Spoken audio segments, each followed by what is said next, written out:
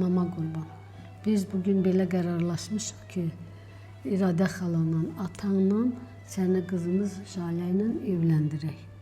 Çünki onların ailəsi bizə yaxındır, siz də bir yerdə böyümüsünüz.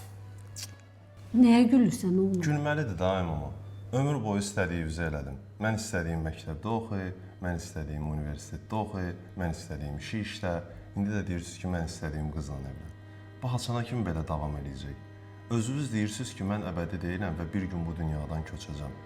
Bəs yaxşı fikirləşməmisiniz ki, siz olmayandan sonra bir nəsil qərar funksiyası olmayan adamlar buraxacaqsınız? Hansılar ki, bilməyəcəklər öz həyatları ilə nə etsinlər. Və bu, nəsildən nəslə belə travma kimi ötürüləcək. Ta ki, hansısa bir adam buna yox deməsə. Ona görə də mən yox deyirəm. Ay uşaq, nə gic-gic danışırsan? Güya bilmirsən İradə xalan çox varlıdır. Evlənsəz, aviasiyasdan bilet alıb sizi Maldivə də göndərə bilər. Mənimlə evlənərsən? Hə balam.